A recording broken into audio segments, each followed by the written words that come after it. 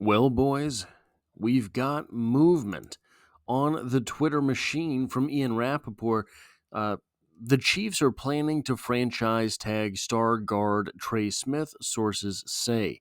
An intriguing move as Kansas City keeps one of its best players for $23.4 million on a one-year fully guaranteed deal. We then get this article. Chiefs to franchise tag Trey Smith, subtitled, "The move buys Kansas City time to work out a long-term contract extension from Arrowhead Pride," by Peter Sweeney, where he says the following. As Rappaport notes in his post, Smith is now due a fully guaranteed $23.4 million one-year contract, which the club feels more apt to afford following the confirmation that the salary cap would increase to $279.2 million for the 2025 NFL season. The greater hope for the Chiefs is that Smith never plays on the one-year deal, that instead the move keeps him off the market as general manager Brett Veach and his representatives work out a long-term contract extension. It's also possible, though not likely, that Kansas City would move the rights to Smith in a trade, as it did last offseason when it sent cornerback L'Jarius Sneed to the Titans. The non-exclusive tag permits Smith to negotiate with other teams around the league, with the Chiefs reserving the right to match an offer. If the Chiefs choose not to match, the new team would surrender 2 first-round picks in exchange for the right to Smith. Now, I don't know why this caveat is in here, though not likely that they want to trade Trey Smith. I think that if we're being honest, we have to step back and say this is probably 50-50. 50% they're tagging him in order to keep him, 50% they're tagging him in order to trade him, simply because of the dynamic on that offensive line. So the talking points that I have here, the number one talking point here is there's just no way that the Kansas City Chiefs can afford $40+ million of their $279 million salary cap to go to the offensive guard position. Between Joe Thuney and Trey Smith, you have $40+ million of salary cap wrapped up in two of the least high leverage positions on the entire football field. And I do not say this to disparage Joe Thuney. I do not say this to disparage Trey Smith. In fact, Trey Smith is probably my favorite Kansas City Chief at the moment, because anytime you're having a bad day, you can throw on some Kansas City Chiefs football and watch Trey Smith force grown men to question life decisions. He is an absolutely violent player. Bit of a I don't want to say liability, but I kind of have to say liability in the passing game. But certainly there are worse offensive guards to have on the field when you're trying to throw the football. The firsts for Trey Smith is very unlikely. What? Oh, pardon me. I cannot read. 2 firsts for Trey Smith is very unlikely. The Kansas City Chiefs are not going to trade Trey Smith and get 2 first-round picks back. However, they can come to terms with a contract and then trade him again, similar to the L'Jarius Sneed situation last year. I have to be 100% honest. Every time I think about this situation, I go back and forth believing that they're doing this to keep him or they're doing this to trade him. I made a video a couple days ago talking about this situation and how I thought that it was very unlikely that Brett Veach allows Trey Smith to walk in free agency. Not that I really thought that he would be back. I didn't think that Brett Veach would allow what is kind of universally agreed upon as the number 2 free agent in the market behind T. Higgins. It's T. Higgins, number 1 free agent, Trey Smith, number 2 free agent. I didn't think that Brett Veach, in a season where he sold out to make it to the Super Bowl and made it to the Super Bowl but didn't win the Super Bowl, sold out. I mean, draft picks, salary cap, everything he could do to get to the Super Bowl and win last season, and it didn't work out. He emptied the barrels almost, right? He emptied the cartridge. And I thought that there was no way that he was going to let an opportunity like this pass him up and not get something out of it, even if he knows he can't keep Trey Smith, right? It might be that he knows 100% I can't keep the guy. There's no way I can make this math work under the salary cap, but I can wrangle something out of him. Now, the compensation for L'Jarius Sneed last offseason was disappointing, I think, pretty roundly to Chiefs Kingdom, possibly even to Brett Veach. But the truth of it was, at least through leaks and rumors, everybody knew L'Jarius Sneed had what was maybe a long-term issue with his knee. It was not a secret. So that was very highly in consideration with the L'Jarius Sneed trade, and why you didn't see a guy who had been performing as one of the top corners in the league for a couple of years at that point. You didn't see him return a whole lot of draft picks, etc., value to the Kansas City Chiefs. Trey Smith is different. Trey Smith it was a heart issue in college, right? That's how he fell to the 6th round initially. The Chiefs took him. He ended up being a day 1, week 1, snap 1 starter. And he's proven what he is in the NFL. Now he's a Pro Bowler.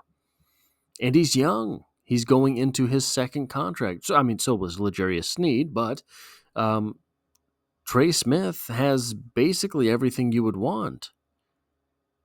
Still an offensive guard.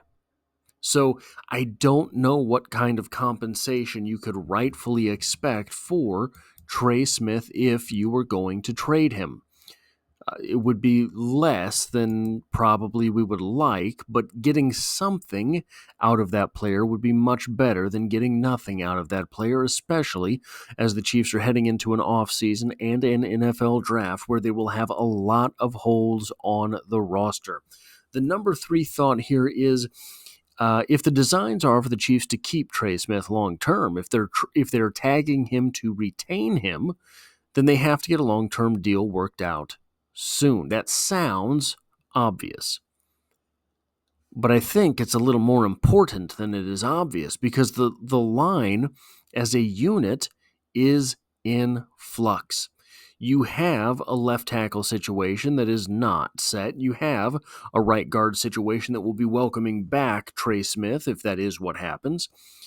But you also have a right tackle spot that has been a little bit shaky for quite a while now. Getting answers is important for this team. Lowering that cap hit is important for this team, even if you were trying to sign him for the long term. If you get that salary cap number down, maybe you can do a couple other things in free agency. And that leads us to the big question. Where's this money coming from? So right now, the Kansas City Chiefs have somewhere between $4 and $7-ish million of cap space, depending on where you're getting the number from, depending on what numbers those people are counting, depending on what kind of X, Y, and Z. I don't know what it is, but between $4 and $7 million. This is a $23 million contract, meaning there's maybe $19 to $16 million they don't have right now. If you do the real big restructure with Patrick Mahomes, I think it is that you get about 30. that would be kicking the can awful far down the road for these Kansas City Chiefs when they know they will pay for it eventually. Is there something else in the works? If there is something else in the works, how much money are the Kansas City Chiefs going to have freed up? Will they be able to be active in free agency? If this is a tag and trade situation, the Chiefs tagging Trey Smith, they move him for, I'm just going to throw something out there, a third-round pick. Well, then you've got a first-round pick, but it's the 31st overall. A second-round pick, but it's almost the third round. And then you have 3 in the third. Well, I trust Brett Veach. Brett Veach is able to draft players and draft players well, and I know that there are no shortage of, but we have Sky Moore when we could have had George Pickens. Everyone in the NFL could have had George Pickens. He was not taken in the first round. Everyone had a pass at him. No one took him. And now it seems the Steelers don't want him. So there are no shortage of those situations to be had. There will never be a shortage of those situations to be had, but the guy has architected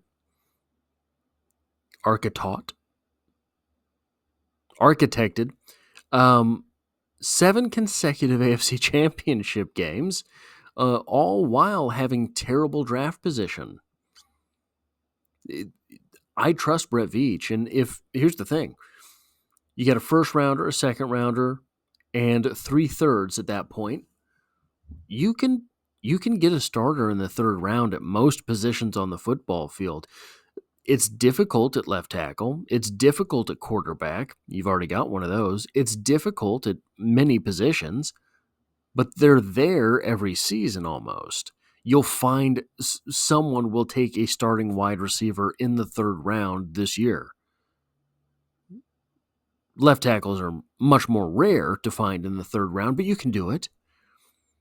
If all of a sudden you believe in Hunter Nourzad, you believe in CJ Hansen, you believe in Kingsley Suamataia, whoever it is that is going to step into that right tackle spot, that's a long-term answer. Those guys are all heading into their sophomore seasons in the NFL. All of them have 4 years on that rookie contract. So no matter who it is, all of a sudden you pretend you have an answer at the right guard spot. It doesn't have to be Trey Smith. It doesn't have to be all-world. Because that third round pick could go towards finding a second starting defensive tackle. That third round pick could go towards finding a starting middle linebacker to replace Nick Bolton. I think it's going to be Leo Chanel, but you still got to have 3. Do you have 3? You've got Leo Chanel and Drew Tranquill. Even Jack Cochran is gone. Jack Cochran is a free agent, though I believe he might be an exclusive rights free agent. I can't remember exactly. So, say you trade Trey Smith and you free up the cap space anyway.